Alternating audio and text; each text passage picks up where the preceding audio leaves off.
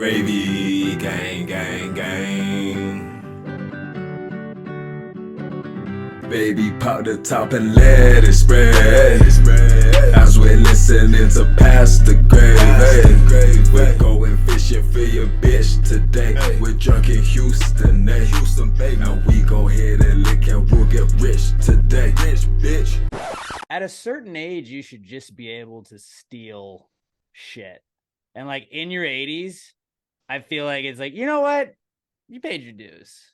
Like, you can just take shit. Like maybe not like a whole cart of groceries, but like you just want to grab like a case of beer. You want to grab some hand soap. Like load up, buddy. You could take that. I'm not gonna apprehend that guy if I see an 80-year-old man stealing shit. And it's like you should just like there's no penalty. Like you made it 80 years plus, have it. I don't care. I'll cover that as a taxpayer. Every Olympic year, I will cover that. The spelling bee is on TV, and like ESPN will carry it sometimes. And you always watch it, and it's like this is cool for the kids that are on this, and like you can be like, Grandma, look, I'm on ESPN. But we need to make it more fun to watch. And so I came up with just a spitball idea that I feel like actually isn't that bad of an idea. A spelling bee with actual bees in it. Like you're in a smaller room, and as the rounds progress, bees are released into the auditorium. And I mean, maybe that we could work in some system where the walls close slowly each round too. But you are eliminated from the spelling bee if you miss a word, if you misspell, and also if you get stung by a bee. And I think then, you know, like the further we get into the rounds, we really shake things up. Then you have somebody go bad at one of the hives. And then that makes the bees just pissed off. And then you're more likely to get stung. I would watch the fuck out of that. Would you not? Like if you were like, well, some kid here, this 8-year-old could just get stung by a bee. I'd be like, all right, yeah, you know what? I will watch them spell Mississippi. What I'm trying to do is make this entertaining. There's got to be an element of danger in it. The element of danger is bees. It's called a spelling bee. It's in the fucking name. All right. I've got another one then. Regular spelling bee. Mike Tyson is dressed up as a bee. And if the kids get it wrong, Tyson stings them by hitting them with a left hook to the body. No, because that was Muhammad Ali's like float like a butterfly, sting like a bee. You can't just go stealing Muhammad Ali's thing. May he rest. Okay. Way to dance over his grave. We'll do Layla Ali then. His daughter will be the bee that stings the kids. Yeah, and here's the thing.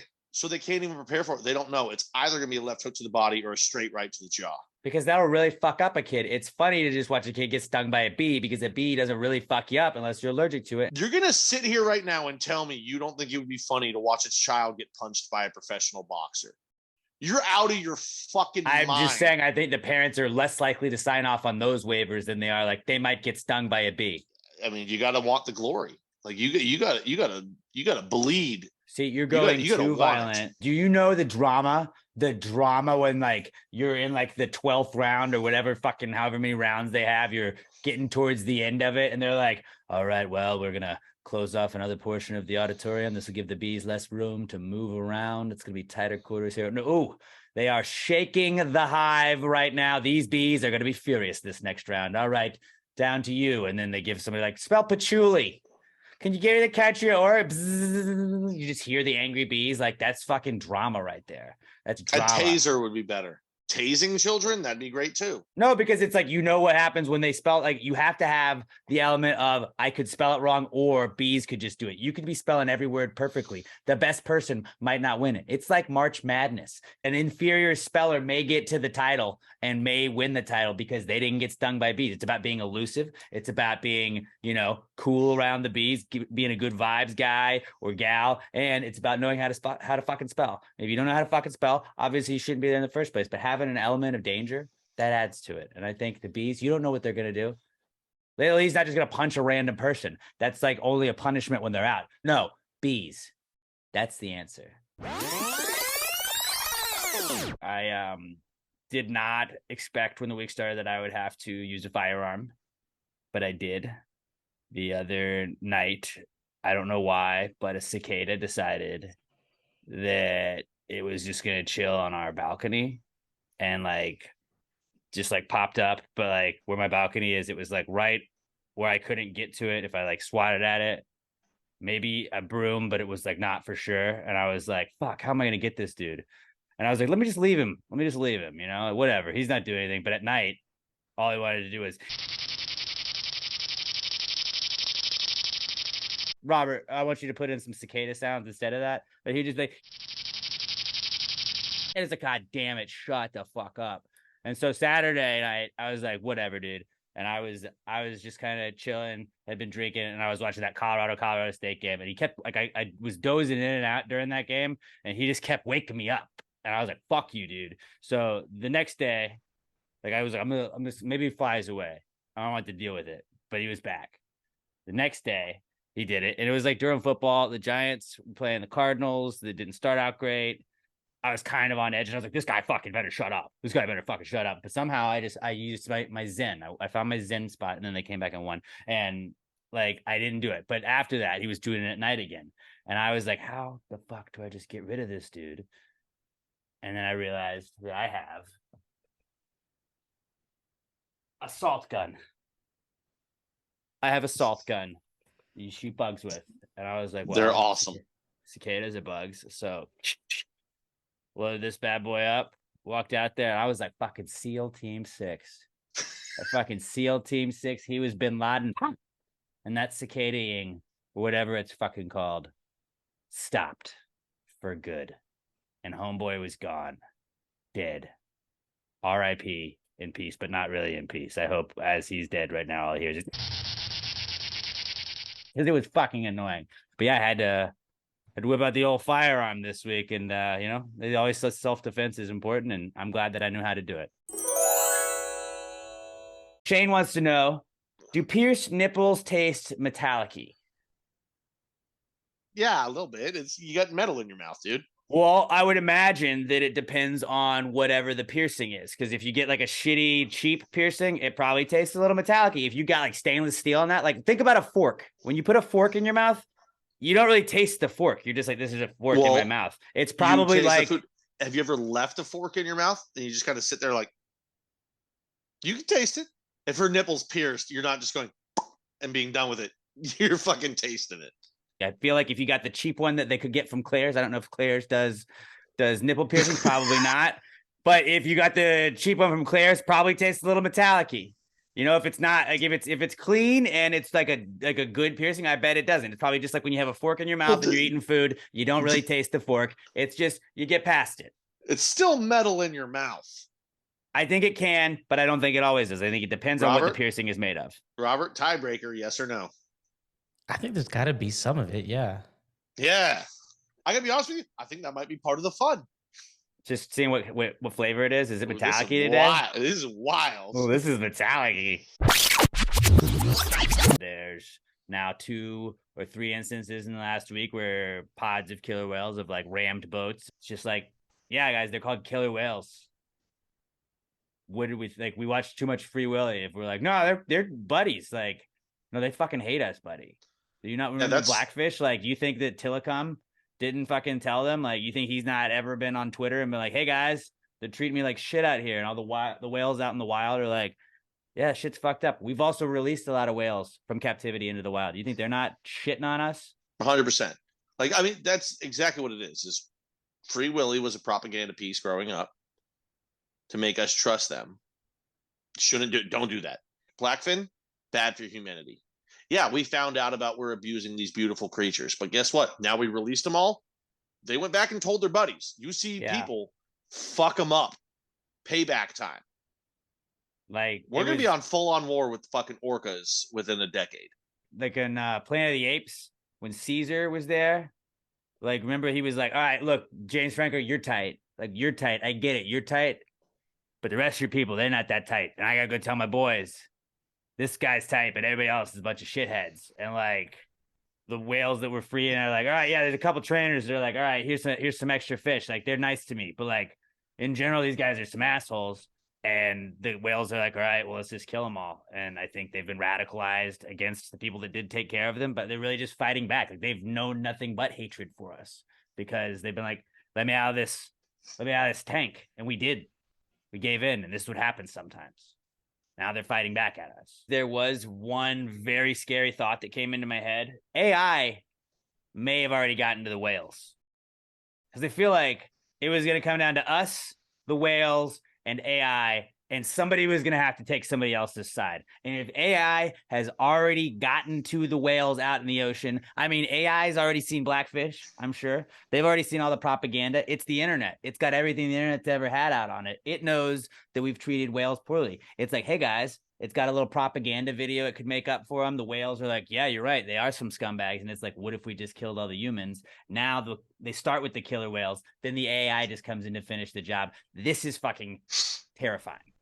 I think it's already started. The beginning of the end is already here. I mean, we fucked up because we already put the bad taste in the whale's mouth. But now they're like, hey, remember those people that were assholes to your people?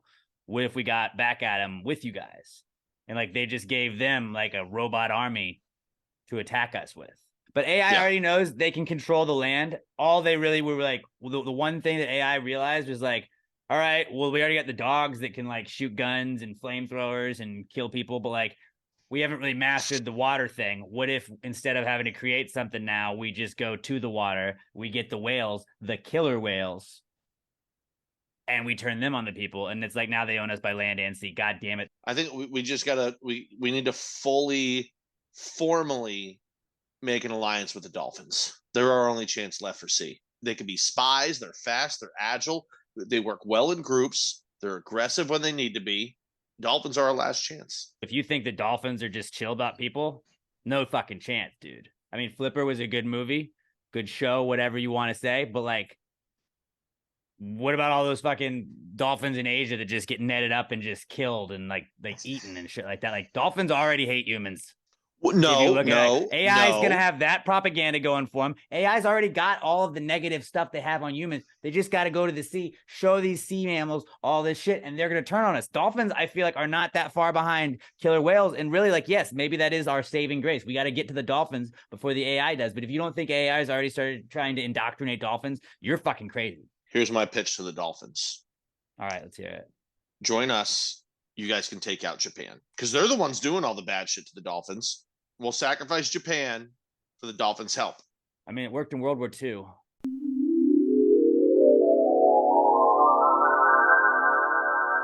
The high school and 10 Things I Hate About You is way too big. It looks like Hogwarts, and it's way too fucking big for a high school. There's chandeliers and shit in it. Like, that's not a high school. There's chandeliers? There was chandeliers. Yeah, they did their prom there, and there's chandeliers hanging. I bet there's a lot of places like where people grew up. If one was shot at our high school, they're big, dude. That's ridiculous. High schools aren't that big. But ours like looks like a school. Theirs looks like a castle. Oh, I don't know. Like, it can be big and look like a school. Padua High School in the Seattle area, so it's a real. I'm assuming it's a very nice private school. Like it's probably like a boarding school high school where you get sent away to learn witchcraft and wizardry, maybe. Yeah, and yeah. No, or this actually did this us seems... muggles just stumble upon it? But yeah, okay. Still too big. As a dude, you steal street signs and you steal traffic cones. Like, bro, 90% of dudes have done one of those things. Every dude wants to steal a traffic cone. Why? Because it makes you feel like you're powerful. You can put it on as a hat. You just feel like you got away with something. You are holding power in your hand by holding something as silly as a traffic cone. Traffic cones block off stuff saying, hey, don't fucking go here. Power moving people away from whatever lane they're in. Traffic cones are number one. I've just kept a spot reserved for myself before because I had a traffic cone that I just set in a spot and nobody fucked with it. That's power. I fully agree with everything you said about traffic cones. Traffic cones are fucking awesome. There's not a dude that like, not when you're driving down the road, but like say you're in a building somewhere and you look to your left and there's a parking garage and you see a cone outside of it and you're like, bro, I should take that cone. You just want it. I don't need a cone, but I want a cone, you know? I definitely don't need one, but I'm going to take this just because, like, why not? Think of where I could put it. I could put it on the floor. I could put it on my head. I could put it on a countertop. I could put it on a tail. I could put it anywhere. Just as a dude, you're like, dude, it'd be nice to have a cone. And by the way, if you get two of them, then you could do cone arms. Funny every cone time. Boobs. You could do cone boobs, too. Cone boobs. Cone boobs. Funny every time. Holla, holla. Pass the gravy podcast. I always felt like it was weird when they'd be like, well, yeah, you got to move that. You can't have that in here. It's a fire hazard. And you're like, yeah, dude, everything is a fire hazard. You are a fire hazard. We're all fire hazards. The fucking bar you're telling has a fire hazard in it. That bar is a fire hazard because it's a hazard that would prevent somebody from getting away from a fire. Walls, fire hazards, huge ones. Can't run through them. Fire could fucking easily burn you on a fire hazard. All of that. Everything in the world is a fire hazard. So to call somebody a fire hazard like it's a bad thing is to just be like, you're a thing that exists. It just sounds scary. Well, this is an emailed in one, and I like this because we don't get asked a lot of home improvement questions. Matt Brower says, there's a green wire on the outside of my house that keeps making a sizzling sound. What should I do? As a home improvement expert, I know that green is good. So leave it be. Green means good. Let it go. Nothing's going to happen. It'll be fine. That's what I would say. Or just play some loud music around where that wire is, so you don't hear the sizzling. I personally wouldn't recommend this one because I'm allergic to bees, but if you put a beehive right next to it, They're buzzing. You're going to hear the bees. Yeah. And you'll wake up probably twice a month and think about it and just be super worried at night. For the rest of the time, you'll forget about it. But it's a green wire. If it was a red wire, absolutely something to worry about. Green, always good. Business idea. Let's start a company called Men's Crafters, and we make custom dildos. Like, we send you a mold, you send it back. Men's Crafters. I'm pretty sure that's probably like a thing already. Oh, it is, but they don't have a name as good as Men's Crafters. You don't have to be the first. You just like. I was thinking Men's Crafters would be better if it was just like also a glasses place that was just like men's glasses, because that's very big right now. Where it's like, FYI, I'm a man. I'm a dude wipes. I can't just use wet wipes. I ain't no pussy. I use dude wipes because I'm a man. Well, what's different than them? I don't know. It's in a cool They're black tougher. box. It says dude wipes. It says dude on it. Tougher There's material like soap. to get my grundle. Man soap. Real soap for men. What's different about it? Does it still clean? Yeah, but it's not stupid. Ain't none of those lady soaps like Dove. It smells like smoke. You actually smell dirtier when you get out of the shower than you did when you got in. Why would I want that? Because you're a man. Makes you.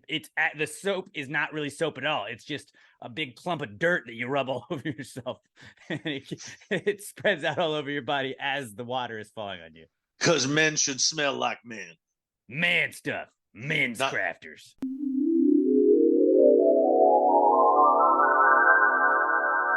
There's a problem in this country with childcare. Just in general, I don't have kids, but everybody that does have kids that I know is always like, dude, it's so expensive for childcare. Childcare sucks, dude. I don't know how I can afford this. My wife might have to quit her job so she can stay at home and watch the kids because childcare is so expensive. I have an idea where we can just save everybody a ton of money on childcare. What if we just made a bar where you can drop your kids off and like pay a $10 cover, and like the people at the bar, it's kind of like, hey, you can drink at this bar, but also you're kind of watching these kids, and you just loosely watch these kids to like make sure that they don't kill each other. And it's like, yeah, it's not the greatest daycare, but it's better than spending $1,000 a month at a fancy daycare where it's like, this was $10 a day and they get to just hang out. Dude, I'm actually more on board with this one. Most people would say, oh, you're just going to leave your kids with people that are drinking in the middle of the day. Yes. They're pros They're at it. probably older. They're probably like, have you ever seen bar regulars that go in the middle of the day? They're in their 50s and 60s. They're not getting hammered fucking drunk. Like, right. Those people don't. They just, Usually. they sit there and they get a buzz. I did have another daycare idea. I feel like the pick up and drop off is always kind of a pain in the ass. Like, oh shit, I gotta swing by and pick up my kid for daycare. What if it was just like a party bus? There was a daycare and they pick up the kids and they can drop them off too. But you could like pick them up from your parent, like from the parents' work. You could drop them off to the parents at work at the end of the day and shit like that. But it's just a party bus. So the bus just drives around. It's got a daycare in it. Instead of the party stuff, it's just a daycare. The kids just drive around all day. Or you could park it somewhere so they can hang out, go outside, enjoy the fresh air. But they got a little daycare on the party bus. Then you can drop them off at the end of the day. It's brilliant. That's not a feasible business with gas prices the way they're going right now. Maybe for the super rich. Yeah. By the way, that's also, the high scale one. Bar was the lower scale. Okay, I've never trained a day in my life, Zuckerberg, and I'm very confident I'd slap you and your Brazilian jiu-jitsu bitch ass around. I bet you're a fucking nerd. I bet you I would. Because I know how to grapple just a little bit. Now he may be able to get my ankle, but He guess what? trains in it. He trains in grappling, I would imagine. He trains in it, but I bet you he doesn't train in elbows to the eye. I will feel fight like a fucking guy dirty. that trains jujitsu would beat you to fight. Not if it's Mark Zuckerberg. He's a fucking nerd. I could fuck up an alligator. Not on land, dude. Anybody that's listening, just so you know, in case a gator comes at you, serpentine pattern. They're very quick in straight line speeds. They're not good at change of direction. And they're cold-blooded, so they do run out of energy fairly quick on land. Do not run in a straight line. You got to zigzag. Otherwise, that croc is going to fucking get you. I could fuck up an alligator. Don't fall for that shit. Not in water. Give me a gator, me via gator on land. I'm gonna fucking stomp the shit out of that bitch. Oh, I'll choke it out, bro. I'm gonna choke it out. I'm fucking way stronger than a gator. I'm phoning a friend of the most Cajun motherfucker I know, and I'm gonna be like, I'm not gonna ask them. Like, you call your uncle that still lives in deep South Louisiana. I need him to come fight a gator. And he'll be like, oh, I need some boots. Let's do it now, boy. Bring me a gator. I'm challenging any alligator listening to this podcast. Come at me, bro. I'll learn from Steve Irwin. I know how you think. I know how you work, little flat ass bitch. And she says, is it inappropriate to ask my wax lady to take a pic for me while she's down there? No. Yeah, I'm assuming that's what she means. She means, like, is it cool to be like, hey, yo, will you take a picture of my... She's already down there. Why wouldn't she? Why in what world would she be like, that's inappropriate? Like, ma'am, you're staring at it right now. Can you just take my phone and take a picture for me so I can see? I can honestly see in no world where this is inappropriate to ask. You know, when you go get a haircut and like they do the back of your head and then they show you the mirror, like they have the little handheld mirror and they're like, here you go. You know, look at that. Like, do they not have that at the waxing place? So it's like, here you go. And like they hold up a picture, or the mirror and they're like, look at, here's your hooter. Like, what do you think? Also in the future, just be like, could you sketch it for me? Sketch me like one of your French girls.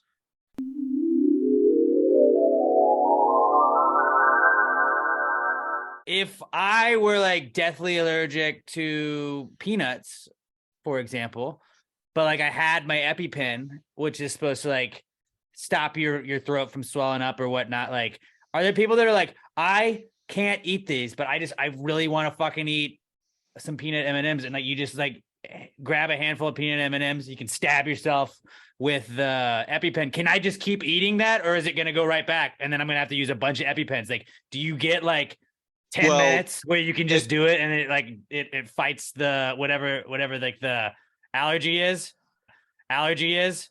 It depends on the allergic reaction. So like if your allergic reaction is you just break out in hives, yeah, you're fine. If your throat swells and closes when you eat these kind of things, no, you can't just use an EpiPen and then just eat it again, because then you're going to need another EpiPen. And then you're going to overdose on EpiPen. You're going to overdose on EpiPens. Can you? You can overdose on EpiPens? I would fucking assume so. What's an EpiPen? Is everybody's different? Is it Benadryl? I mean, it's a chemical that acts. What's it called? Epinephrine. That's EpiPen. That's why. Yeah, that makes total sense. Should have known that. Epinephrine was what I was thinking. Yeah. But that just cures all. Like, why don't, if you have an allergy, why don't you just inject that into you and then you'll never have allergies, right? Like, does that just stop any allergy? Because like, if you had a peanut allergy compared to like if you had a shellfish allergy compared to if you had like an allergy to like bananas, like it's a one size fits all kind of situation there. Because that's wild. And I feel like we should use it for more shit if that's the case. Too much epinephrine can cause dangerously high blood pressure, stroke, or death. So don't do multiple doses of EpiPens just so you can eat some fucking peanut butter M&Ms.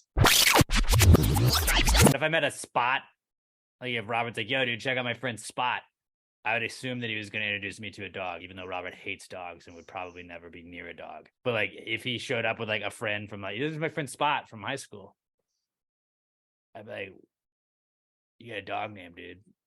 Like, unless there was like, he had like a spot on his face and that's what they called him, Spot. Like, that would make sense. But like, if I met a Fido that was a dude, like, I'd be like, what's up with this? Imagine someone. Well, we really loved our family dog, so when we had another kid, we named him after him. But if I met a dog named William, that's fucking badass. Like a dog named Ferguson, hilarious. If I met like a girl named Lassie, I'd just be like, you're not a dog. In movies growing up, like the bully was named Spike. And it's like, It's a dude, tough name. that's a dog name. It's a dog name. Dogs are named Spike. You know, I'm not that scared of you, bro. I mean, Spike always kicked the lead character's ass early in the movie, though, so they were scared. Right, but ever since that, like you always see the lead character like kick their ass at the end. So I'm like, I know that I can overcome you anyways. And like you have a dog name, so chill out, boy. Skylar says, before the release of Jaws, did sharks approach silently without a cello accompaniment? Oh, those are just the rich sharks. They got shark families with money, and they hire that. Fucking privileged ass sharks. Those are the great white ones. You know that. It's always the whites ruining the oceans over there. You know, originally they were just called white sharks. They called themselves the great whites. They did. So that was pretty fucking problematic. Fuck sharks, just in general. I want to watch you 1 week a year, and I'm not even going to watch you, but I want you to be on TV 1 week a year so that I can watch you if I decide to. I'd like to know that you will be on TV this week in case I'm feeling down and I need to just watch sharks jump up and eat seals. I just want you to stop going near Cape Cod. So next time I visit my family, if I want to go in the water, I can without having just irrational fear in 2 feet of water. But yeah, the sharks with the cello accompaniments are just flexing their white privilege and they're problematic. Like that, I just tried to shit on the rich sharks and then said, I'd like to visit my family in Cape Cod. Yeah, Richie. Turn your own privilege off. It hit me at the end as I was saying it. I was like, God damn it, you sound like a douche. Also, comeback kid this week is Meghan Markle. Meghan Markle, her former Royal Highness. I don't fucking know. I don't care. But Meghan Markle is back this week because it came out that she got, I believe, $20 million from Spotify to do podcasts. And she did, I think, 16. Not a lot. And then just kind of quit doing it, but got $20 million from Spotify. And then it came out that she didn't even like do the podcast. She would have her people go out and get interviews with people. And then she would sit in a studio and like redo everything. Like she asked the questions and like probably put in fake laughs and probably do all this shit that like just completely was a fabricated interview where she wasn't really asking any of the questions. I'm sure she just went and reread whatever the questions the interviewer was asking. But then it was like, oh, this is Meghan Markle interviewing Prince. If that's what podcasting is, like we're about to fucking step our guest list up. But on that note, we do have a very special guest that we'd like to share with you guys. And it's my favorite guy from The Office. It's Steve Carell. So without further ado, here he is, Steve Carell, via Zoom. Holla, holla, Pass the Gravy podcast. Joining the show today, we got a very special guest. He's from my favorite TV show of all time, one of my favorite actors ever, the one, the only, Steve Carell. Thank you so much, man, for joining the show today. Yeah, it's a pleasure to meet you. First off, like I said earlier, I am a huge Office fan. I can't tell you how many times I've watched the show. I still tell people to this day, the best show on TV or streaming or whatever. Here we go. Love Ricky Gervais. I see where you're going. I've watched your show. I know what you do. Oh, I got you confused. I got you confused with the good one, right? Oh, no, I didn't mean your Office. I meant the good one. And scene. Whoa, Steve, we're not messing with you, man. We're legitimately big fans here, dude. Where's this coming from? You know, I hear the camera adds 10 pounds. Looks like you've eaten 5 cameras. Steve, neither of us are trying to mess with you right now. I promise you. We just wanted to have you on the show. We're huge fans. Can we please just have a nice, good old-fashioned, straight-up interview? Straight interview, okay. Yeah, I'm down with that. That sounds great. Okay.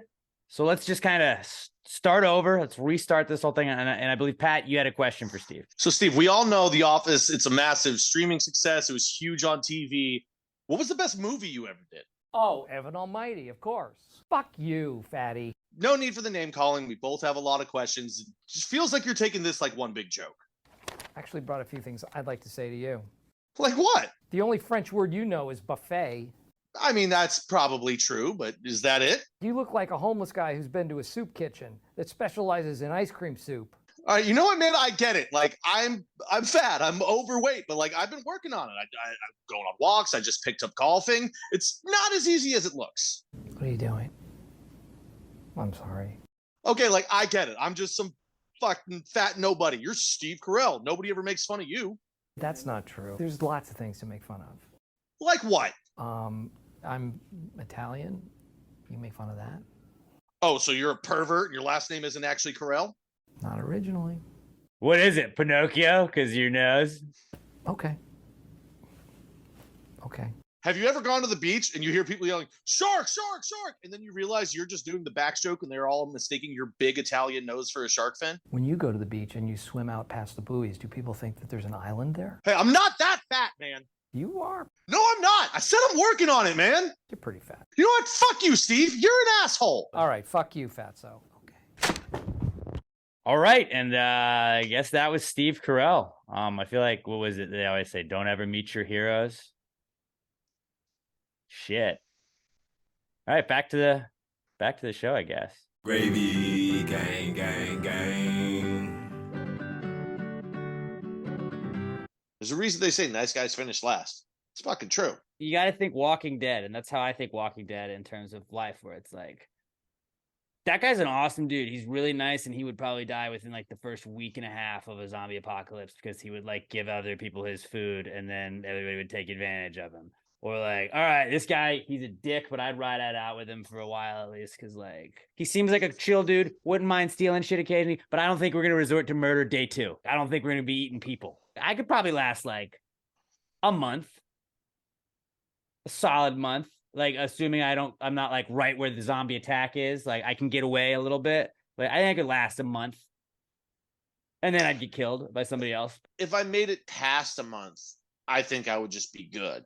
Like if I'm gonna die, it's gonna be in the first month. If I find it into a group, I would probably be like, listen, the only way I'm gonna survive is if I'm the guy that's willing to do really fucked up shit that nobody else wants to do. Robert, no chance. I would be the guy that'd be like, life, bro. I'd be the guy that was just waiting for like there to be like I make it the month, and then I'm just waiting for there to be like the part at like a season finale where it's like I gotta sacrifice myself for the greater group. We're in a fucking post-apocalyptic society, anyways. It's not like we're going back to where we were. We're not gonna have NFL football anytime soon. Whatever, I'll be a hero, and then it all comes back to and then years. Everybody would love me and my character arc. That historically that works when we're like, hey, Israel and Palestine, stop fighting. You guys aren't allowed to fight. That's honestly been my biggest take on it. It's like, what if like we all just chilled out, guys? Huh? You're telling me I mean, we go to the border. We go to the fucking border of Israel and Palestine, and we throw on fucking an Octobox on a Sunday afternoon, and we're like, fellas and ladies, respectfully, check out this big fucking jumbotron of just football. Like they would all be like, this is amazing. We're like, in Sunday ceasefire Sundays. That's what Sundays are for. Ceasefires. I'm pretty sure we can solve like all global politics by just being like, but look at football. Cause like no one besides us has that. Canada, yours doesn't count. All right. You know what? I think that's just it. Like, I know they have soccer, but like, do they? I don't think there's enough sports in the Middle East. That's the problem. They're at least trying to bring soccer. They're trying to bring sports, but they need better sports. Point. These guys have been warring and literally getting their hands on rocket launchers and firing them. And your solution to end that is, hey, instead of firing fucking giant balls of explosives out of your bare hands, watch this guy kick a ball around grass and maybe score once over 90 minutes. No, we got to send them football. You're right. Like, dude, no, it's all day. It's all day on Sundays, and then also for like 4 hours on Monday nights, and then on Thursday nights too. And then don't eat. Have I told you about college football? And they're like, what? It's like, yeah, no, it's like 5 days a week. You can basically do this just whenever. Like, it's just an excuse to just watch this game. And they're like, this is fucking sick. Like, plus, like who even has time for war? Like, Pat, think about our routine. Like, Pat and I have been on a real good like string of just fucking like broing out. I feel like over the last week, where it's like sending each other bets, like hopping on each other's bets. We're Fortnite gaming. We're linking up on that. We're talking football. you don't have time to talk about war. You and I haven't had any time until now. Like, this is the podcast. This is where we're covering the hard-hitting topics. But like, you and I wouldn't have time to even think about war in our daily lives right now because we're too busy like trying to win bets, trying to make money, trying to watch our boys watch our football team win. They need sports. Sports keep kids off the streets, and kids that aren't on the streets aren't firing rocket launchers randomly into the air. Facts. If you're placing a bet, you're not shooting an RPG. That's fact. Fact. Can't bring RPGs into sports books. Not allowed. I think we solved the Middle Eastern crisis. We just got to get them sports. We did. You're welcome, world. Aaron Rodgers is he's going to take a darkness retreat to decide his future, which I think means going into a dark cave and like just being isolated. No, so basically he's going to, I don't know if it is a cabin, but it's going to be a cabin that's completely blacked out from the outside. It's pitch blackness. I guess food will just be like dropped through a slot for him. So it's basically just a giant sensory deprivation thing for 4 straight days. He's just going to masturbate. Sign me a guy. Right? He's going to be in the dark at all times, sensory deprivation. So he's going to jerk it a little bit. Dude, he's going to be jerking it so much. Right. Dude, so basically the sensory deprivation, what it's supposed to do is release DMT, which is what they call the God particle, which is apparently what your brain is supposed to flood with as you're dying so you peacefully slip off into fucking death. I found that about DMT. I did not know that part. But like, can you imagine how good jerking it's going to feel with your brain flooded with DMT? Right. 4 day just jerk fest. That's what he's like doing. He's going to stink and be very sticky when those 4 days are up. And then I hope he sticks with the Packers. Landed it. Pass the Gravy podcast. Former Giants player Carl Banks covers the Giants, and he had tweeted this out because let's just say the Giants weren't really good at tackling on Thursday night last week. And Carl Banks said, want to get rid of missed tackles, hunt like wolves. And then he showed himself making a tackle back when he played for the Giants. And then he showed a pack of wolves eating something. I get where he was going, but what if we actually like signed wolves to NFL teams? Like Air Bud, there was the loophole that like, show me a rule book where it said dog can't play basketball. Show me in the NFL handbook where it says a wolf cannot play for a team, because that would be like a fucking awesome defender. Like you just bite somebody's fucking leg, like sick. Like, I want that guy. I want that guy on the field. That's immediate ejection. I'm pretty sure they're in the rule book. It does say you have to be a person. That's it. I want to do this now. I want to figure out what animal would be best at every position. I think a wolf would be like a solid defender, though. I would say like a wolf would be a better safety than a corner, because like you want that as your insurance. Like your corner gets beat, and then like, oh no, now we got a wolf to attack him. Like just sick him, and the wolf just and like just swarm into him like wolves, like Carl Banks says. I'm just saying, something to think about. Worked for Air Bud. Air Bud won his team a fucking championship. Maybe the Giants should sign like one wolf. Just see how it goes. Maybe it's a dud. But you can't say you didn't try then. Like Colin Kaepernick said, worst case scenario, like you see that you got a viable asset. Best case scenario, like you don't even have to use the wolf because the defense steps it up because now they're intimidated that you have a wolf on the team. Also, best case scenario, think of how cute a wolf would look in football pads and a jersey.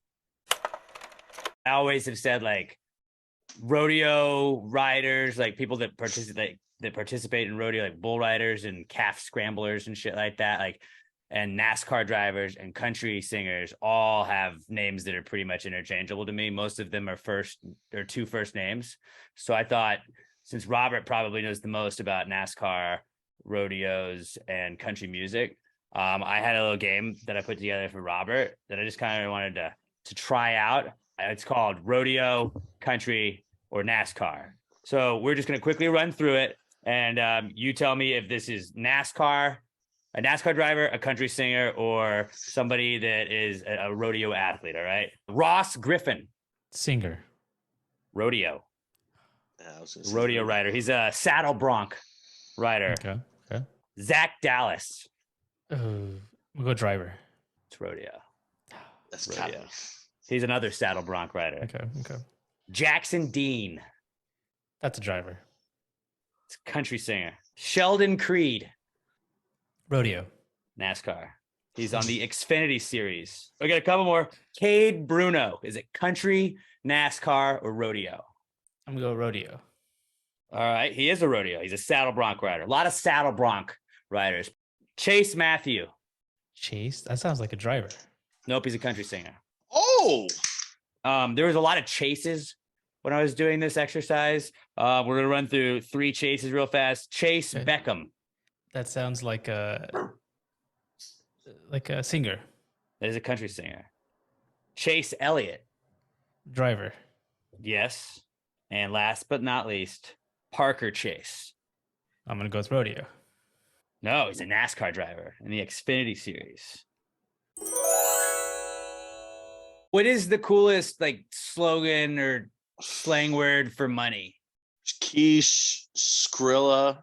I like Which- Skrilla a lot. Yeah, it's fun to say, but I can't say that. Hold on, let me get this Skrilla out real quick. I liked like when you call them bones. I got Fitty Bones. bones. I got Fitty bones on this Knicks game tonight.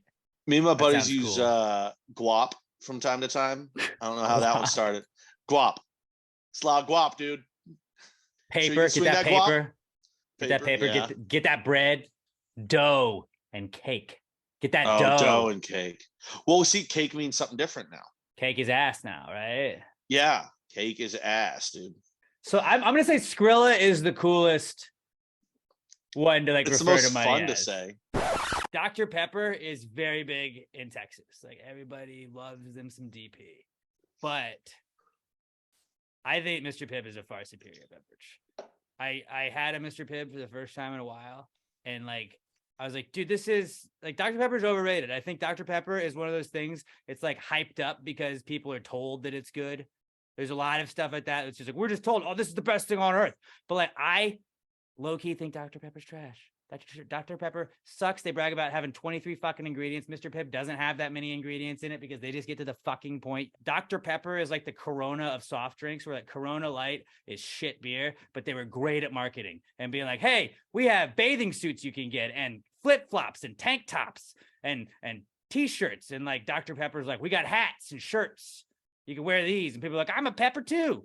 Like, it's just hip to think Dr. Pepper's cool. Dr. Pepper's not that good. Mr. Pibb is way better. It's more refreshing. And like, it's not a fucking, like, it's not flaunting its fucking degree around, you know?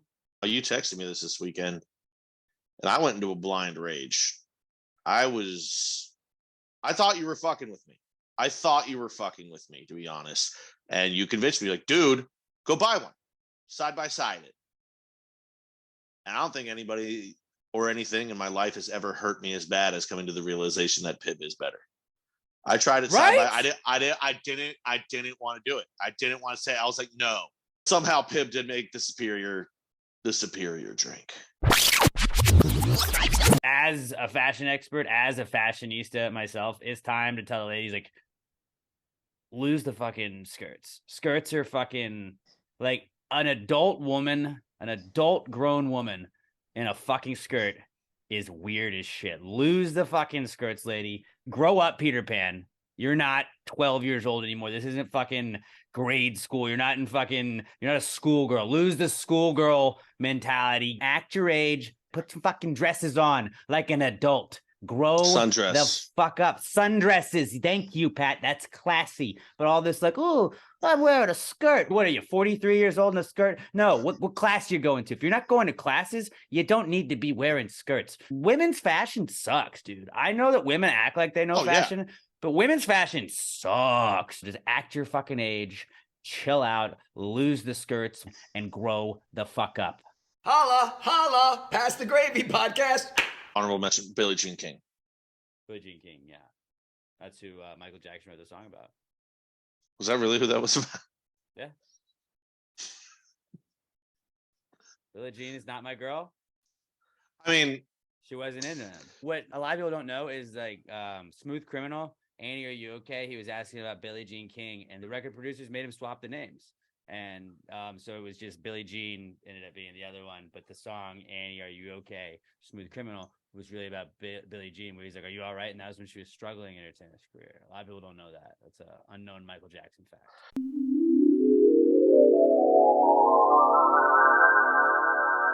Just because the Oppenheimer shit was everywhere, I did do like research on it, and like I got stuck in one of those like wormholes where you learn about like, hey, who's J. Edgar Oppenheimer that they made the movie about?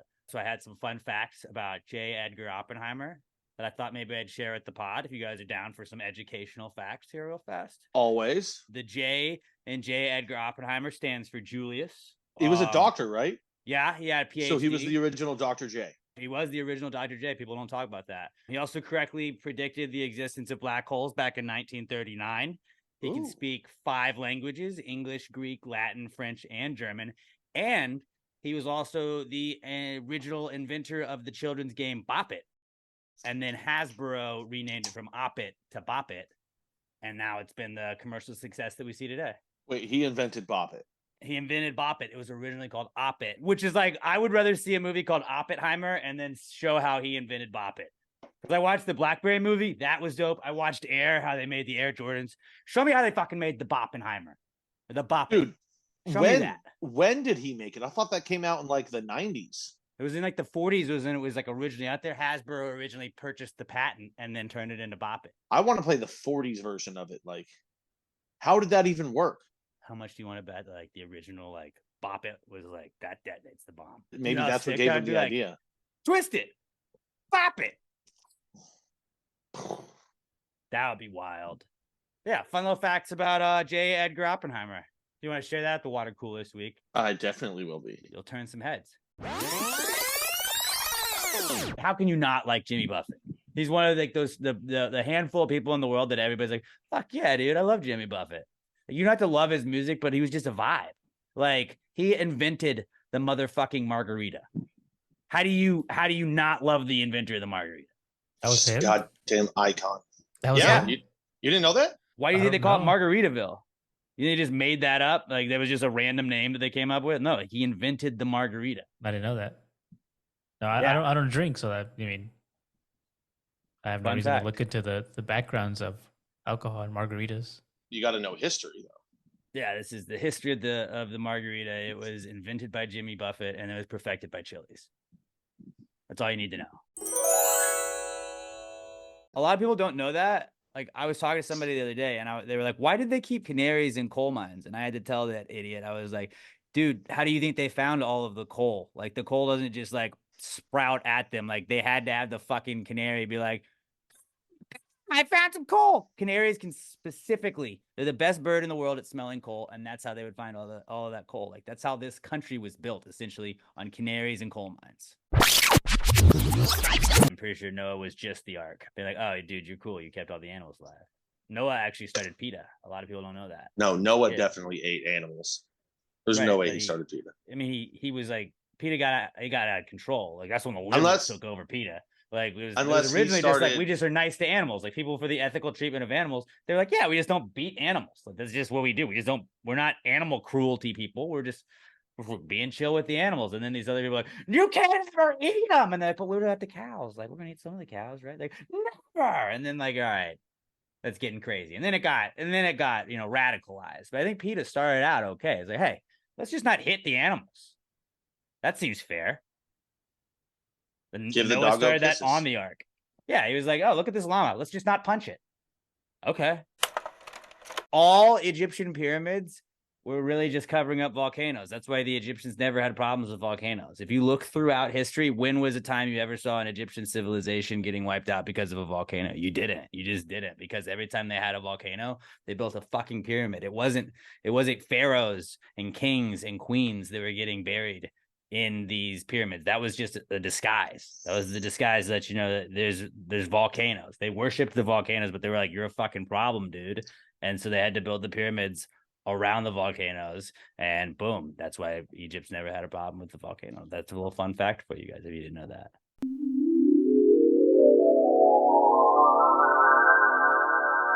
The only like logical sense of what happened with the pyramids is like dinosaurs. When you look back at it, like those guys were big enough to like move shit.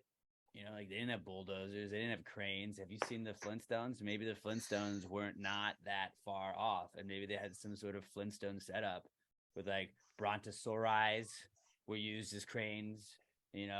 Fred clocking into work, going to the construction site with their little stone wheels and their cars. Like then they built the Great Pyramid of Giza. Like I think that is probably the most logical thing as to how we built the pyramids, right? Life jacket can't sink. Like they float. What if you just built the boat out of a life jacket? Well, I mean, a boat is a life jacket. Right. It But, like, floats. if you had built the Titanic out of a life jacket, does it rip with the iceberg or does it just keep floating? You know, like what happens if you just cut a hole in a life jacket? It's just going to be a life jacket that floats with a hole in it, It's not going to float as well. but it would still float. You just need to float a little bit. But it won't hold as much weight if there's a hole in it. But it'll hold some weight, which is better than no weight. I don't know if this scientific experiment's been done before. Maybe Mythbusters did it or what. But if you ripped a life jacket in half, threw it in the water, then you cut a steel beam and threw it in the water, I bet the life jacket floats a little bit more. It would just be a ripped life jacket floating to the top.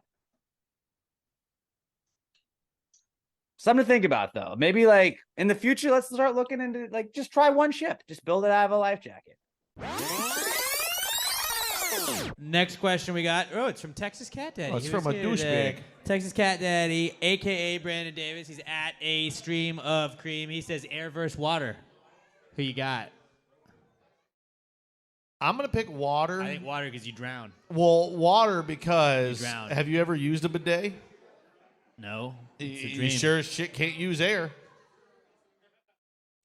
It's like one of those with the hand things, and it's just like upside down. Yeah, like, It's I mean, you could dry your ass. You can can't. spray air against your butthole; it's not gonna get clean. You squirt a little water on that bitch; it's gonna work. Great. Those are great points. I've actually got a buddy who I looked at it as like what could kill you, and I was like, well, water kills air. So Yeah, I've got a buddy who whose girlfriend got a bidet, and then he just stopped pooping at home and would only poop at her place because he was like, it changed his life. Why yeah. not? Well, MMA. Think of all the says- paper you saved. Well, he's also one of those weird guys that only poops every couple of days. I was like, how is that even fucking That's possible? not healthy. Yeah, I don't think that's healthy. yeah. I don't know. He's got a six pack. He's doing something right. He's on steroids. Probably. Probably steroids. Yeah. Air versus water. We go water. Yeah. I mean, you live with water, right? You can get dehydrated. You can always. I mean, Also, like, if you have water, you can have a boat. but like people love water, hanging out on water boats. suffocates you. So like they beat air 100% of the time. Also, just pressure washing, water works better than air. Great point. You can cut Great diamonds point. with water. Yeah. Only You di- need only- water. I mean, only okay. I diamonds was about to cut say. I diamonds, was about to dude. say you need water to live, but you need air too. But You need a hybrid. water brings us whiskey. Hair would be the hybrid, which we all have. So that's good. You don't need air for whiskey. You need water for whiskey. That's the deciding factor. I can get fucked up on water. Can't Good get point. fucked up on That's a air. good point.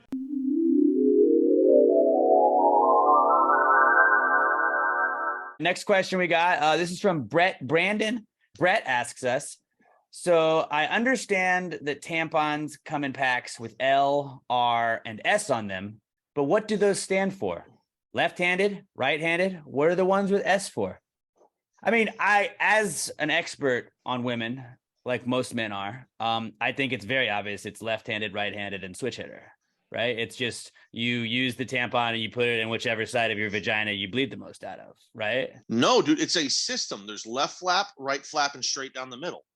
You have to put 3 in? Dude, it takes a village. That's what those Dang. are for.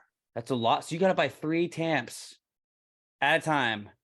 Yeah, we need to help women with the cost of these. All right, let's help Yeah. women. They're using 3 tamps. That can't be good. I mean, I thought like you just like it's like, whoa, I bleed more out of the left side. Okay, I gotta buy left tampons. Actually, sometimes it switches. So this is just the switch tampon I'll get, and just you kind of slide it the way it goes. You know, flow's changing. I mean, that's the bigger the flow, then you already got 3. You're settled. You're handled. Like 3 doesn't even make sense, Pat, to throw 3 tamps. Well, yeah, at a time. Well, yeah. See, it would make sense if it was pads. Right. But this is on the They probably tampons. for the tamps. I was thinking pads. I wasn't thinking tamps. Because if you know anything about tampons, like I obviously know a lot about tampons. You know, you pull the thing and then they go up in you. So it's like, oh, you probably just slide it to the left. It goes right to the left if you get the left-handed ones. Goes right to the right if you don't, and then it's just kind of bulkier, probably like a heavier one. You know, if you're just switch, because it's like I bleed out of both sides. I mean, logically, that's the most likely one. Yeah, you wouldn't mark them Yeah. like that if that's not how it is. Welcome to our Tamp Talk. Hey, we know women. I saw a billboard that said milk hydrates better than water. And I'm pretty sure it was just like a milk advertisement, which I always thought it was interesting that like milk advertised as like just milk, not a specific brand of milk. It was like Got Milk, not like Got Borden's. Like Apple's doesn't do that. Dude, the industry really has the worked together very well. Big Milk is really like, yeah, they're very coordinated. But how the fuck would milk be better hydrating than water? I don't understand that. It can't be more hydrating. I'm calling cap on that. I'm calling cap on the milk industry.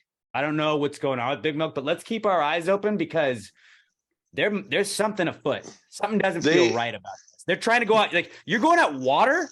You're going at water. What's next? Air? Maybe America was like really good on their milk game, but now we've come off the milk game a little bit, and they're trying to mama it and make America milk again. Oh, dude, people have been trying to come at milk for a while now. Our whole goddamn life, we've known milk is good for your bones. So actually, you know, I'm back on it. Milk is better than water. I forgot how much milk has done for me in my life. Big Milk got to Pat. I think it's actually been the opposite, where milk is going after other companies. They're attacking water, which is like the most, it's like water and air. Like, you don't go after them. Water ain't going anywhere, though. It's literally not going anywhere. Dude, but why are you attacking it, dude? Don't forget about all that milk has done for you. You can't live without water. How much has milk done for you in your life? Bro, chocolate milk? You're just going to drink chocolate milk. Water has done way more. Keeps me alive every day. Like there was water, and then probably not too long after that, you had to have water to have cows drink the water. Then the cows drink the water. You milk the cows, you get milk. Milk didn't come that far after water came, I would assume. So like, why weren't we always just crushing milk when we need a little hydration? It was always water, because water is like what keeps you alive. Milk, no, don't tell me it hydrates more. It doesn't. It's not true. It's fucking a lie. And I'm on to Big Milk. Everybody just keep your eyes up because they're up to some shit and I don't like it. It's not good. Preach.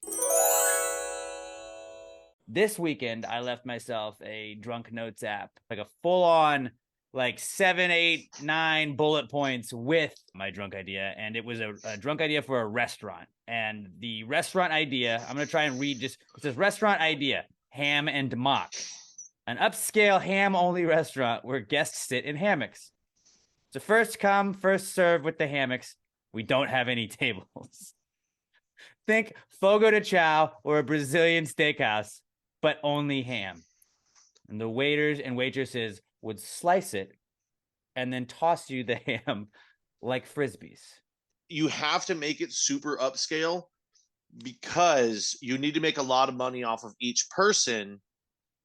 Because I don't know about you, but if I'm laying down and eating ham, I'm going to fall asleep very quickly. And that's bad for the restaurant business because you're not turning tables. You gotta get people in and out, get the next people in and out. You got to make more money off of them. And if people are napping, you can't really, I mean, your revenue is just dropping off right there. Well, you see, you can't really turn tables because, like I said in my notes earlier, there are no tables, just hammocks. I also put waiters and waitresses toss the hams from at least 10 feet away, and you can pay $5 for ham insurance. That replaces any ham that you don't catch. Which I don't know. I don't know if that means that like you don't catch the ham, you can't eat the ham, or if you can eat the ham off the ground. I think that's fair game. I think you should be able to eat the ham off the ground. But if you're like, couldn't catch it, I paid the $5 for ham insurance. I'd like another slice of ham, please. Toss me over another one, waiter. The kind of people that are going to come in and do this are trashy. They're classy people because they're not. No, it's rednecks. It's an upscale restaurant. It's like Fogo de Chao, dude. It's like those Brazilian steakhouses. You come in a nice outfit and then you just eat like a pig. It's not upscale. They're throwing ham at you. Upscale in price, not in attire. It's the most upscale ham restaurant there is, Pat. I haven't even told you our slogan yet. Oh my God, how can it get better? Our slogan is, we're known for one thing, and that's two things. Ham and hammocks. As a murder mystery, like heavy hitting podcast, I've like done some research and I'm pretty sure that the only answer, like, yeah, okay, maybe some people have fallen in drunk, but really what I think it is there's a mermaid in Lady Bird Lake, and this bitch is out there showing her titties off to these dudes that are going, they're probably going to take a piss in the lake. Or they're like, I'm just going to go see a lake. Wonder how the lake's looking today. And this mermaid just pops up, whips those bad boys out, and they're like, whoa. And then they're just, they're caught up in the mermaid boobs, and then they just fall in. Or maybe the mermaid boobs I draw get it. them, and she's like, "Come on in, the water's great," and they hop in, and she drowns them. That is the only logical explanation I can think of, actually. Dudes are dumb. That's probably how she lures them down there. She do mermaids sing siren songs? Probably. She probably does that. She's singing her little siren song, and some drunk guy coming from rainy streets like, "You can check out the lake. Maybe go for a night's sweat." Oh, we got chicks here. Oh, and she's showing me her tits, and she wants me to get in. Boom, he's in. Now he's drowned, dead. You think the police are going to apprehend a mermaid? Yeah, okay. She's not coming out of the water. They've been scuba diving down there? No, probably not. And if they're looking for bodies down there, you think she's staying there? No, she's swimming away. She's going downstream. So the Ladybird Lake Killer is 100% confirmed. Mermaid, you heard it here first. Please credit us. Mikey says, can a vampire policeman enter your home with a warrant? I was sort of confused with this. So I was like, vampire, enter home. There's rules for vampire to enter your home. It says a vampire can't enter a residence without an invitation. So is it okay for a vampire cop to enter your house with a warrant? A warrant counts as an invitation, I believe. It's a government invitation into someone's house, not a personal invitation from the homeowner, but the government saying you are allowed to go in this place. That is an invitation. It's a forced invitation, but it's an invitation nonetheless. A vampire cop would be allowed. A regular vampire, no, you got to have the homeowner invite you in. I think if you're under the guise of law enforcement, that's a warrant, buddy. That's the judge saying, this is your invite to go search that house. It doesn't have to be the homeowner, but I feel like it does have to be somebody inside the home inviting them in. I want to say no, but it is a legally binding invitation. It is. It's it's legally binding as you can have. Like in court, it's like there was a warrant. I could be there. That is an invitation. I'm gonna say no because I think what would have to happen is another policeman with the warrant would have to walk in, and then they would have to invite the vampire policeman. I feel like the vampire still can't cross the threshold unless invited in by somebody who's already in the home. The way I see it is if someone is home, the warrant is shown to them, they have to open the door in. You're legally required. It's still a vampire. Still gonna play by vampire rules. Can't come in without an invitation. And I get that that's a legally binding invitation, but I don't think that goes by vampire rules of what their mystical boundaries are. Vampire cop. No, that'd be something to see, huh? Just sell your fucking foot pictures online, ladies. It's free money. It's so easy. I tell my wife like every day, like you got to start just to snap a pic. It's $50 at least right there. I don't want her to think I'm like degrading her. It's just like, I'm trying to get us paid. I'm trying to, we're trying to buy a house. I'm trying to buy that house. And it'd be nice if we had like a third little, like that buys the house, I think. Her feet might be able to buy the house. These feet were made for walking and taking pictures of, and that's what they're going to do. Let's buy a house, babe. Just fucking get a couple foot pics. This is a sick house. How'd you afford it? Those fucking stompers See these feetsies? And I'm not shitting on anybody that does OnlyFans, because like if you're showing, boobs or anything else or whatever it is, I'm not putting you at fault. But I'm just saying, like, I don't know how I'd feel if Emma had an OnlyFans, but like if my wife had an OnlyFans that was just her feet, I think I'd be okay with that because her feet are not like what turns me on. What are these guys gonna do that? I don't know, but like if they're paying a lot of money for it, who cares? And it's who feet. Cares what they're gonna do? At the end of the day, it's watch feet. them do it. Yeah, you don't have to fuck them with your feet. Just show them the pictures. Snap, send, forget. You're not showing your butthole online. Right. You're not showing your face. You're taking pictures of your feet. Your kids can't bully your kids about, oh, I saw your mom's feet last night. They're like, yeah, so did I. It's her fucking feet. What are you talking about? Yeah. Everybody sees feet. Like, get the fuck out of here. Pass the Gravy Podcast. I just got on Nextdoor the other day. I was feeling frisky. And Anne, somewhere in my neighborhood, she was on one. And she was bitching, attention dog owners. Do not throw your dog's trash away in my dumpster. Do not throw it away. It is disgusting. Throw that away on your own dumpster. And I was just like, I could let this go. But like, also, I'm feeling frisky. So I was like, I'm going to do even harder now. This lady was bitching that people, like, instead of letting their dog just shit in their yard and not clean up after it, that they will then pick it up, the gall, and then throw the poop bag in her dumpster that is outside on the curb. And she was like, well, it makes your trash can dirty. And I was like, hey, buddy, what do you think you put in a trash can, huh? What was it before the poop went in there? It seems like you're wasting your time if you're cleaning out your trash can, because you know what's going to go back in it? Trash. I mean, there was literally one of those turning into your parent commercials, like pretty recently. At the very end, the guy's cleaning his trash can. The other guy's like, why? I was like, well, me and my friends made a pact. We're just going to let our dog shit in your yard now. Thanks for the inspiration, Anne. And then she reported me because I got a notification that I was reported. So then I reported all of her posts. And so it's a little report war we're having. But like, is it wrong for somebody to, if I'm walking my dog and I clean up after my dog and you have your trash cans out, is that the worst thing in the world for me to throw my dog shit away bagged in your trash can? It's a trash can. Yeah, I've never understood people getting mad at that. If you're bagging it and throwing it in there, you're not taking out your own trash. Like, you're taking it to the curb, but like the trash man comes and gets it. At that point, like, it's all whatever. It doesn't matter. And at one point, she tried to say that the trash man won't pick it up unless she puts it in its own container. And I was like, I guarantee you that's not true, because the trash men do not look inside the trash cans every single time.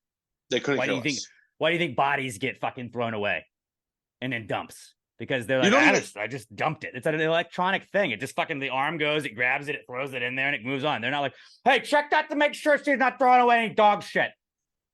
I mean, you can just leave shit loose in the trash and they'll take it. They don't give a fuck. They're not going to slow down their day to, like, they're going to dump it. And as they're dumping, they look inside like, wait. This trash isn't bagged. Put it back. We can't take it. They don't give a fuck. There's nothing wrong with that, right?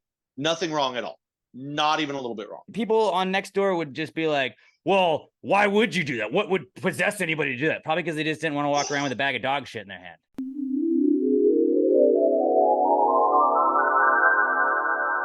Is queso a dipping sauce, or is it just a dip? Because to me, queso is a dip. Yeah, it's a dip. You can put it on other stuff, but it's not a dipping sauce. A dipping sauce is barbecue sauce. A dipping sauce is ranch. It's something that you would physically, like, honey mustard. Yeah, queso is a dip itself. Guacamole is not a dipping sauce. The people Salsa is not a dipping sauce. It is a dip itself. The people that say yes to it being a dipping sauce are the kind of people like, dude, you know who's got great queso? Chipotle. Dude, Taco Bell's queso that you dip the nachos in, so fucking good. That's a dipping sauce because it's not fucking queso. That watery bullshit that they'll give you. No, queso it's a dip. Queso it's its own thing. You order queso, you get ketchup with the table. Marinara can even be a dipping sauce. I would allow marinara to be a dipping sauce, yeah. I think the main queso I have is more runny, so I'm thinking of that one, and that one to me does seem more like a sauce, but I think overall, sure, it's a dip. There's cheese sauce, which you put on nachos. That's not queso. That's cheese sauce. Yeah, the people that say it is, I know, here's another example. They think that the cheese that you get with nachos at a ballpark is queso. No. It's not queso. It's cheese sauce. It's nacho sauce. Yeah, cheese sauce. I don't think it counts as a sauce if you pour queso on your burger, or if you're like, yo, when you make my burrito, pour some queso on it. Like, I don't think that means you're pouring a sauce. I mean, I think a sauce is something that's specifically for that. At the base of it, queso is for taking a tortilla chip and dipping it into it. That's what queso is for. Now, it's delicious, so of course America has taken it and ran with it and put it in a fucking 15,000 other things. But essentially, 99% of the time when you have queso, what are you doing? You're dipping a chip. You're dipping it, but it's not a sauce. It's a dip. It's a dip. Correct. Exactly.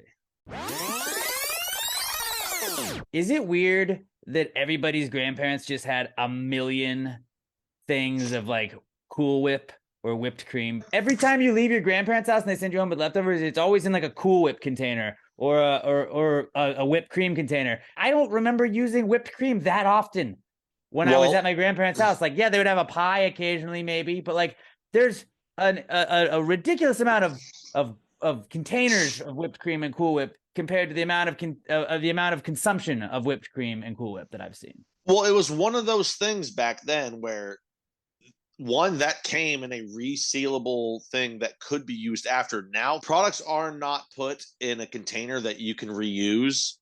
They're made in disposable shit. So you can't do, but it wasn't just Cool Whip. It was like butter or margarine, really margarine. Or what was it called? Hill Country Crock or some shit like that. You know the margarine that I'm talking about. It was all that. That's what everybody used. I just feel like they had, it was like, even if you used every Cool Whip container that you had in your life, like there was still just an insane amount that they were always able to produce. Like, oh, well, take these cookies home with you. Take this piece of pie home with you. Take this. And you're like, what? Okay. Well, like, also, it was always sweet, but it's like, how much Cool Whip do we go through? Old people used a lot because their entire For life what? was just, they made pies. They were Pies. people. They're That's a lot of Cool Whip to go on pies. That's old people ate that way, and they used to be happy and fat. We all need to start eating more whipped cream. Whipped cream makes you fat and happy. And then you have all the tubs that you can use to give your friends more whipped cream and fatty desserts that you make when they come over. But they're anonymous. They're not anonymous. What are you talking about? They're the biggest women's basketball league in the world. No. They're tall. So people will be like, ooh, look at that tall girl. But if Kevin Durant is walking down the street, you're like, ooh, that's Kevin Durant. Even the names that I could spot Brittany Griner, and that's it. Diana Taurasi, couldn't tell you what she looks like. Sabrina Ionescu, I would know exactly who Sabrina Ionescu is. Couldn't. Alex, who is that? That's Elena Dalladonna. Put me on the spot, and I just knocked that shit out of the park. Alex knows it. Clip that. Will you clip that just to show, like, I am with women. Is anything a table when you put food on it? I think more likely that would make it a plate than a table. You put a plate of food on it. I think a table has to have legs. I'm not going to say 4 because not all tables have 4, but I think a table's got to have flat surface and legs. And past that, I'm not going to put any requirements on it, but I think it needs those things. I would say that, yes, anything you put food on is a table. It becomes a table when you put the food on it, but the second that food is gone from it, it is no longer a table. So like, it's not always a table, but it's a temporary table. If you got a plate of barbecue, you go to the cook-off, the family cookout, and you got your little styrofoam plate. You're trying to find a spot. There's no table like there's no spot at the table available. You're sitting on the chair. You got to put it in your lap. You're eating. Your lap is a table at that point. You get up. Your lap's not a table anymore. Oh, Alex, what about legs? Yeah, your legs are part of the legs for the table at that point. Yes, anything that you put food on does become anything you're eating food off of does become the table. But that's not it. Don't overthink this. Table's got to have some legs. The center console of your car. You're on your way to work. You got a thing of oatmeal with you. You set it right there. That's a table. That's not a table. Table. That's just a surface that you put your food on. That's not a table. Well, it's a table until the food's not on it anymore. So every French fry. So the floor of your car is a table then. Temporarily, yeah. No, it's not, dude. Come on. Anything that you put food on is a table. If you had I got this foam roller over here in the studio. If you gave me a box of donuts and that's all I had to set it on, and I had to balance it on that's a table. So I take those donuts off of it, not a table anymore. I grab a couple peanuts out of a thing, shake them around in my hand. That's a table. No. Yep. No, it's not. No. Hands are the most common, like, temporary tables, I would say, of anything. No. I disagree. Agree to disagree on this one, but I'm on the right side of history. I wanted to start a thing where, like, before I go to bed each night, I just take like a sip of gin.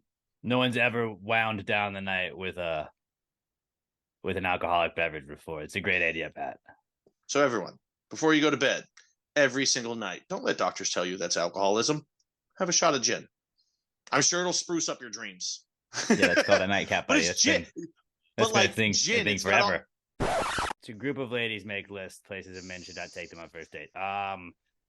Number 1 is Cheesecake Factory, followed by Applebee's, which I get, Chili's, the movies, your house, any fast food chain, Buffalo Wild Wings, Wingstop, Red Lobster, IHOP, Denny's. Like, all right, I feel like we should fire it off though. Just let's go through our list, fellas. Our list of places that you don't really need to take chicks on first dates, all right? And also, like, to ladies, if you're trying to Sadie Hawkins this shit and take us on dates, let's go through some places that we don't want you taking us. Dirty alleys. Don't want to go there. The emergency room. Don't go to the emergency room on a first date. Funeral. Funeral. Bad spot to take a girl on first date. Grief is nature's most powerful aphrodisiac. Learned that from Chaz. The scene of a murder. The DMV. DMV. That's a great one. Any of the houses from the Saw movies, because those are that's a disaster waiting to happen. Gaza. Yeah, right now, probably not Ukraine. an ideal place. Anywhere you think that like Batman or Spider-Man would be needed to like save somebody from a mugging, don't go there. Because then Batman or Spider-Man is going to get the action. You're not going to. It's a good point. I didn't think about Batman being Mr. Steal Your Girl, but he could be. See, there's just one more thing. So there's tons of places I feel like that's a way better list. It's a way better list of like, that's the real list. Don't take your girl there on a first And date. also Applebee's. And also Applebee's. Fuck Applebee's. Chili's always. Holla, holla, Pass the Gravy podcast. Once you become pregnant, are you no longer fertile? Because, like, I mean, fertility, it's like, okay, I feel like that's the ability to become pregnant. But once you're pregnant, you can't get pregnant again once you're like while you're pregnant. I think fertility is the ability to become pregnant. But then, like, you being pregnant is like the ultimate fertility. It's like I'm fertilizing. You're fertilizing a child, are you not? Like, that is what like being pregnant is, isn't it? Well, I mean, here it says fertility is the ability to conceive a child. You can't conceive a child if you're pregnant. I think like there's been like, you know, rare things that happen, but like really you can't. I think I stumbled onto some shit. No, I think you are like, you're pregnant, you're fertile. But yeah, I guess you can't be like, you get double pregnant. Twins, how do you think twins are made? So you can still be fertile. You stop ovulating. No, like it's extremely unlikely that you can get pregnant again during it, but like you stop ovulating. Oh, really? If you're not ovulating, you're not fertile. How do you think twins come? Double sex. I don't know, Robert, what do you think? I think it becomes like you were and no longer are. You were fertile, See? now you're not. Okay. 2v1. No, I see your point. Like, I'm not saying it's not a good point. I kind of agree with you, but then it's kind of like, but you're still like, you're fertile because you're pregnant, but you are fertile because you're pregnant, or else you wouldn't be fertile. You wouldn't be pregnant if you are like, it's not a binary. Actually, I think it is a binary thing. You're fertile or you're not. You were fertile, you became pregnant, now you're not fertile. Okay. I can see like that. All right, fair. You win. You win this one, Pat. You win this one. Why do we raise our hand when we knock on a door? You could just easily wrap the knuckles. You don't have to lift. You just the back. I mean, you're using like to do this or just to leave your hand down and then like, just, why? I'm convinced that the only reason we do it is because a long time ago, somebody did that. And then somebody else was like, oh, maybe like, I don't know, were doors higher up? Did you have to crawl into a door? Actually, I bet. Because really, it would just be easier to go, I got to stand up to do it. Just like that would save time. But no, here we go. Because at the old timey like castles and shit, they had the fucking knockers. The door knockers. So you would go. Oh, and that makes sense because the knocker had to have the gravity swing of it, so it had to be higher up right there. And you just bam, bam, bam. When we like didn't have those on all the doors, people would just, they were used to that. So then they would do this, and then everybody's just seeing everybody else knock that way, and then that's just how it works. I think we just figured that out. Yeah, Boom. We actually logically figured that out. Look at us. I'm impressed. Robert, you agree? I do agree. You know, you listen to Pass the Gravy, you watch Pass the Gravy. If you're not careful, you just might learn something.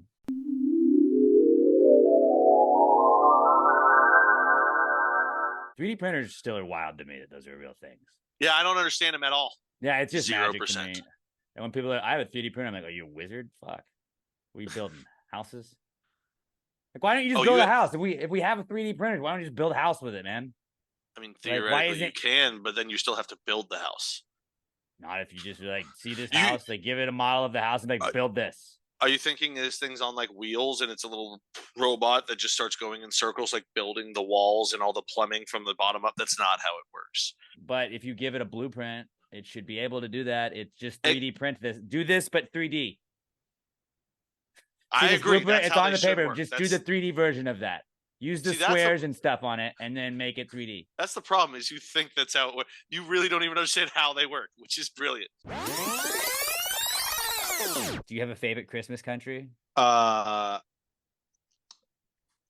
guess ours. That's really my favorite Christmas country is the United States, because the North Pole, not a country. Like in school, they didn't teach you about Christmas countries, which were just countries that have green, red, and white on the flags. Like that was an entire thing we learned in school.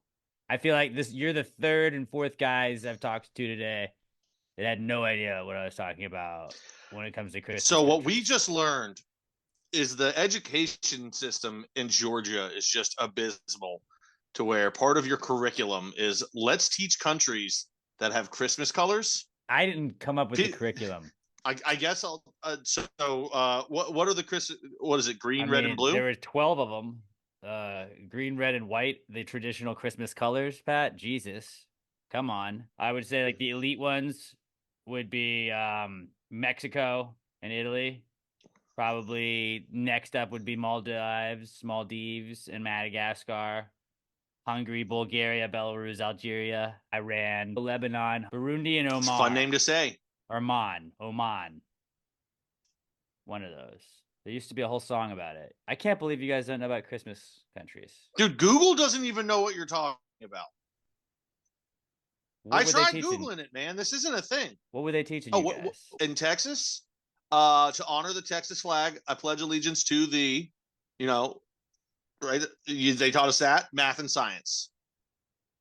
The only three things loyal to Texas, and then some know how the world works. That's what Texas teaches you. Well, now you all know about your 12 Christmas countries, everybody. And it's not a coincidence that there are 12 countries, just like the 12 days of Christmas. Oh, dude, did my teacher come up with that? Team Rocket. Those people. Jesse and James. Yeah, they were the worst. It's like, you're going to fucking attack me, but you're going to sing a song first? Like, I don't have time. I'm going to kill you during the song. I'm not going to wait for you to finish this shit. I mean, we got to respect the fact that in the world of Pokemon, they fought with the same rules as the Revolutionary War. There was no guerrilla warfare yet. It was like, we're going to go, then you go. And we're just going to face each other the whole time, okay? Yeah. Well, that's rules, right? I'm not going to have two Pokemon hiding in the bushes. They're going to kill you while you're trying to attack me, which I totally would have if that was allowed. Oh, dude, Charmander hiding in the bushes for a side attack? He already looks like a fucking raptor. You're done. Raptors attack from the sides. I've learned that from Jurassic thanks a lot, Park Chris franchise. Pratt. While you're looking at this one, you don't see the two coming from the sides. Yeah, well, Chris Pratt also taught me how to, you can lose touch with a raptor, but you can still be chill with it because they remember things, all right? Chris Pratt taught me how to love, okay? He taught me how to love, too. Yeah. And he taught us all, in a way. Mike Fish, at only Mike Fish on Twitter, says, let's just say we had to remove 25% of the Earth's population. What method would you use? All right, I swear to God, if you make any sort of Hitler type anything. No, I was gonna say we probably just have to go with the Thanos snap. It's just over. They're just gone. But it was like it was indiscriminate, right? Yeah, it was just we got a maybe random. you are, maybe you're not. I was just like asteroid, like if it just hit part of the Earth, it's like wherever it hits, we don't know. I mean, there's other methods I would like to use. Well, I don't want like a human method, Like let's keep the. I don't want this to get part. dark, so we'll just keep go the genocide part out We'll of just it. go with the Thanos snap because if we keep talking about this, I'm gonna go really dark with it. But and I don't Thanos think was we want half that. the world, right? Yeah, but we'll just change it to 25%. I mean, it wasn't. It's like we get rid of a lot of population, but yeah, it sucks because you don't know who. But it's just like, Wait. Also, here's the fuck. It said 25 of the Earth's population. Are we talking about just human? Because if you snap my fingers and my dog is gone, I'm going to kill a lot of people. Yeah, I'm gonna go John Wick. So for we're sure. going to say this is just the people. human population of Earth. Because think about it. Yeah, I don't think dogs count If as the 20 population. If 25%, if they just killed a bunch of fish, that could cover it without But a when human you like dying, drive but- past those places, which they don't really exist, where it's like, oh, this city population, this, like they don't have those signs that say like the actual population because like it would change all the time. But like it doesn't say that anymore. Where it's like it doesn't include dogs. It's like, well, it's got 85 million people, but like that includes their dogs. It's like that's not. No. Yeah, Dogs don't do the census. It's got to be the thing to snap. Which I don't do the census. It's either. got to be indiscriminate. I do who the census dies. like I do my fucking taxes every 10 years. And on Olympic years sometimes. Yeah, sometimes. So is it? When are you doing? Are you doing your taxes? Like, there, the Olympics weren't this year. Shh, we're good, dude. Yeah, dude. We're My good. W-2 is still sitting in the safe at work because I'm just not going to look at it. so I'm I taxing. would say I think Thanos snap is easy. So you just turn people into dust, basically. Yeah. But it's like, do you have a time though? Like, No, would you just want a time, or would you want it to just like happen without you knowing? Oh, I want because either I would want a countdown. either I'm still alive or the next day I don't have to pay any bills. I'd want to know I made it. What if they were like, hey, sometime in the next day, this is going to happen? You're like, damn it. How do I know how to time this? Yeah, I tell everybody I you wouldn't love want to them, know. that's I wouldn't want to know you have 24 hours. I just would want to. That's a really good question, Mike. I think, yeah, you got to do the Thanos method. I've never seen that. I've read the book, though. Because there's too much pressure to have to be like, well, how am I going to spend my last 24 hours? Right. I'll probably spend like 3 hours on Instagram scrolling, and then just drink a bunch and go to sleep and be like, I'm not waking up tomorrow. Well, when people are like, how would you spend your last 24 hours on Earth if you knew you were going to die? It's like, I don't know. It's like asking me how I would spend my birthday. And it's like, I hope that just nobody notices. I mean, if I knew I was gonna, I'd probably punch one or two people in the face, but it would just be like, I go to work, a big, you're annoying, bow, and that would be it. And then I'd just be like, all right, I'm going home now. If I got Thanos, would you still spread my ashes? Would you go to MetLife Stadium? Well, if I could collect your ashes, you fucking go with the wind, dude. Do you promise me you would go do that? You'd try? Whatever ashes I collected, I would I would collect your collect them. ashes. I would drop half of them at MetLife, and I'd bring half of them to Yankee Stadium for you. I appreciate that. Yeah, I would do that for I you. would do the same for Yeah. you with the Packers and the Red Sox. Oh, and you know what? I'd leave a vial, and I would bring that back to Sam Houston. I'd sprinkle that there for you. A little bit on the general statue. And just Oh, be like- I meant the but you- stadium. But if you want but the you have statue, I'll do the no, statue. Our stadium's not that great. I would just make just give him eat 'em up cats, and then the general will get it. Just drop my shit at Notre Dame Stadium. That's what I want. The school that you didn't go to. Yeah. Have you ever been to Notre Dame? I was supposed to go once, and then we didn't. We didn't go because my brother had a seizure the day before, so we didn't fly up. And then Notre Dame Fair- lost, fair and point. then Notre Dame lost to Navy for the first time in 43 years. So I still blame my brother for that loss because he had a seizure. Although a bit like weird that you were rooting against the Service Academy. Dude, it's a rival. They put their lives on the line for us. Dude, my uncle was in the Navy. I can talk shit. That's true. That's a good point. Yeah. Good point. Yeah. Let's go to Alex O at Alex McThunder1 on Twitter. And he says, can you nut in space? I think you can. Yeah. I think you can. If you can They- piss and shit in space, you can nut, right? You think NASA hasn't done, like, specifically asked an astronaut, I need you to jack off so we can see the effects it has on the body in space? Right. Yeah, it's definitely been an experiment for sure. And like fucking in space probably has already been done too. Oh, 100%. Yeah, I mean, I think if you can do if you can piss or shit, you should definitely be able to nut in space. I'll tell you this, you put me in space long enough, I'm gonna nut. I mean, 48 hours. I always think about that when they're like, this guy's been in the International Space Station for however many days in a row. It's like, that guy's been up there for a whole fucking year. Like, how many times do you think he was cranking it out? He's all by himself. Like, what Dude, else I are don't you care gonna how do? dedicated. I don't care how dedicated to science you are and how busy you are when you're up there. There's one night when that guy was like, God, I can't fall asleep. But if you're like in the Crank, International crank, crank, crank, Space crank, crank, Station, crank, crank, crank. you're not on the clock all the time. Right? Like, bro, I'm off. I mean, you pretty much are. Like you do have off, But like, I'm off. but like if you're up there, you're working. It's like when you're on an oil rig. Yeah, I'm working 12-hour shifts, but if shit goes down, I'm fucking on the clock. That's true. Okay, fair. So yeah, you But can. guess nut in what? When I'm space. not on the clock, I'm touching my cock. Bro, remember when planes would give you pillows and fucking blankets? Yeah, they were shit pillows and shit blankets, but they had them. They don't do that shit anymore. Because there's just cum all over them. Oh man, I never thought about that. Gravy gang, gang, gang. Baby, pop the top and let it spread. As we're listening to Pass the Gravy.